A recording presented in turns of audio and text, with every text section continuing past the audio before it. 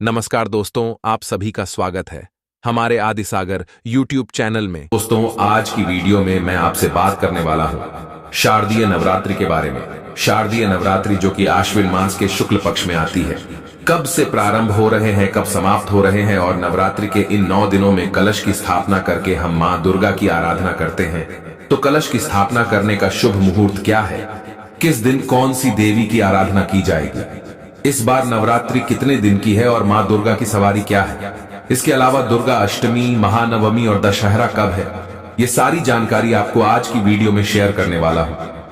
तो वीडियो बहुत महत्वपूर्ण है, पूरा जरूर देख लीजिए। और अगर वीडियो अच्छी लगे तो इसे लाइक भी जरूर कीजिए, क्योंकि आपके लाइक्स, आपके कमेंट मेरे लिए बहुत महत्वपूर्ण होते हैं। यह एकमात्र जरिया है जिनसे मुझे पता चलता है कि आपको यह वीडियो अच्छी लगती है और आपके लिए यह वीडियो उपयोगी है। तो अगर वीडियो अच्छी लगे तो लाइक तो जरूरी किया कीजिए। दोस्तों, शारदीय नवरात्रि का प्रारंभ होता है पितृपक्ष के अगले दिन से, यानी कि जो सर्व पितृ अमावस्या होती है उसके अगले दिन से ही प्रतिपदा तिथि से ही कलश की स्थापना करके शारदीय नवरात्रि का प्रारंभ हो जाता है। ये नवरात्रि आती है शरद ऋतु में, इसलिए इसे शारदीय नवरात्रि कहते हैं।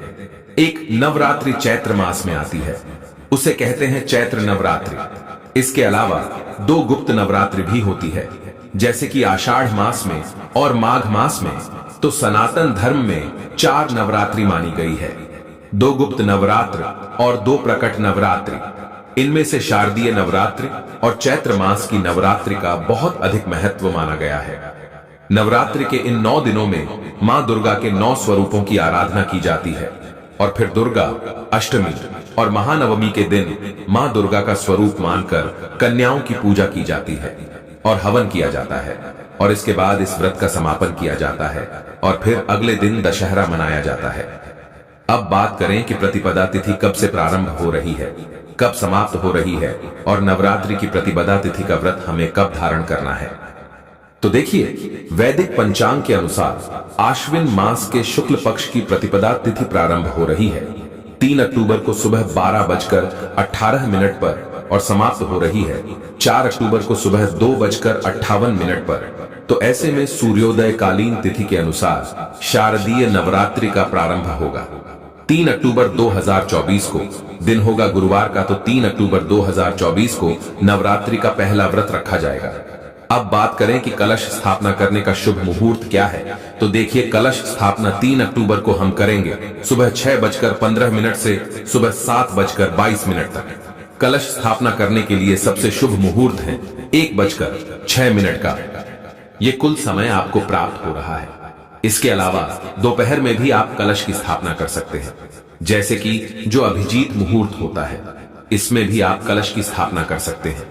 अगर आप सुबह किसी कारणवश नहीं कर पाते हैं तो अभिजीत मुहूर्त का समय आपको प्राप्त हो रहा है दिन में 11:46 से दोपहर 12:33 तक।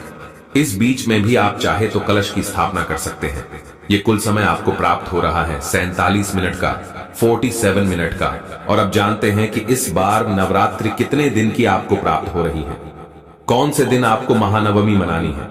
देखिए, 3 अक्टूबर को पहला दिन होगा नवरात्रि का। घट स्थापना आपको करना है, और शैलपुत्री माता की पूजा आराधना इस दिन की जाएगी। नवरात्रि का दूसरा दिन होगा 4 अक्टूबर को, दिन होगा शुक्रवार का। माता ब्रह्मचारिणी की पूजा आप करेंगे, और शारदीय नवरात्रि का तीसरा दिन होगा, यानी कि तृतीया तिथि 5 अक्टूबर को है।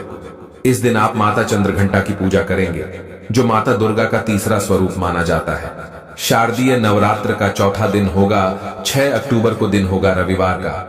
इस दिन विनायक चतुर्थी भी है, और इस दिन मां भगवती दुर्गा के चौथे स्वरूप मां कुष्मांडा की आराधना आपको करना है।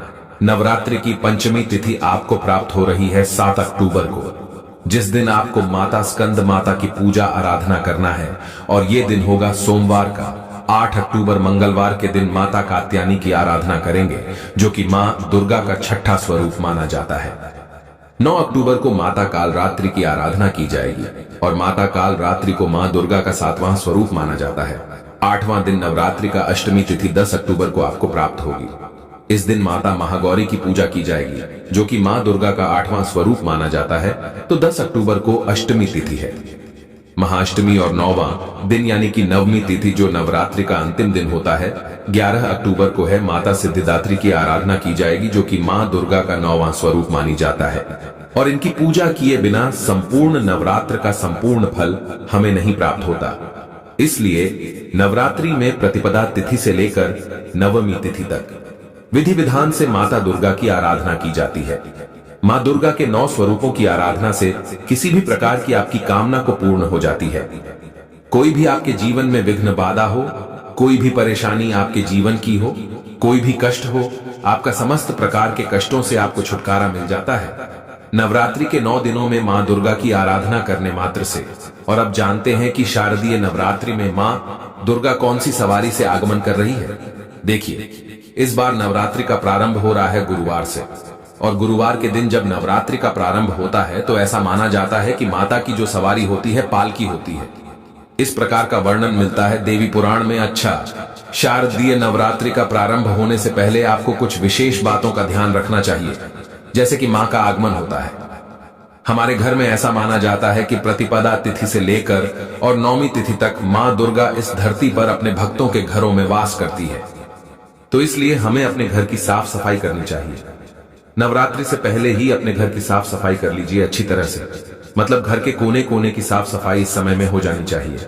ऐसा माना जाता है कि मां दुर्गा उसी के घर में वास करती है जहां पर की साफ सफाई होती है और जहां पर कलह क्लेश नहीं होता, जहां पर सबके बीच में प्रेम बना रहता है, वहीं पर माता का आगमन होता है।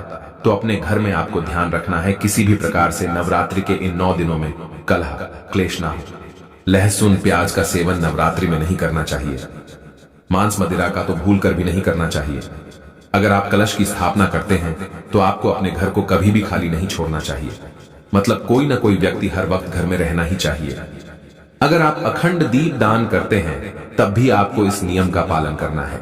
एक और चीज, नवरात्रि के इन 9 दिनों में बाल और दाढ़ी नहीं कटवानी चाहिए। इसके अलावा नाखून भी नहीं काटना चाहिए। तो यह कार्य आपको नवरात्रि से पहले कर लेना है। नवरात्रि प्रारंभ होने से पहले आपको जो भी जरूरी चीजें हैं पूजा की, वो सभी चीजें खरीद कर अपने घर में पहले रख लेना है।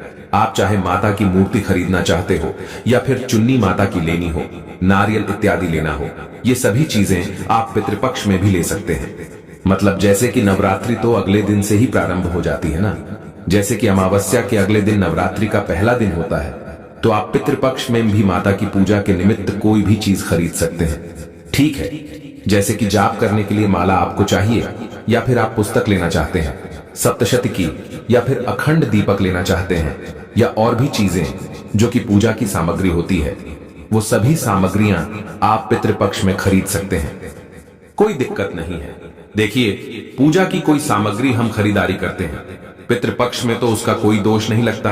अपने लिए कुछ नहीं खरीदना चाहिए, और अगर खरीद भी लेते हैं तो उसे धारण नहीं करना चाहिए। ठीक है, तो इस बार नवरात्रि का प्रारंभ हो रहा है 3 अक्टूबर 2024 से दिन होगा गुरुवार का। माता की सवारी होगी पालकी, मतलब जिस सवारी से माता का आगमन होगा वो पालकी होगी। और नवरात्र का समापन शनिवार को हो रहा है, और शास्त्रों के अनुसार जब शनिवार को नवरात्रि का समापन होता है तो माता पैदल जाती है। ऐसे में इस नवरात्रि में आपको कुछ बातों का विशेष ध्यान रखना है। विधि विधान से मां दुर्गा की आराधना करके दुर्गा सप्तशती का जितना हो सके पाठ करना है।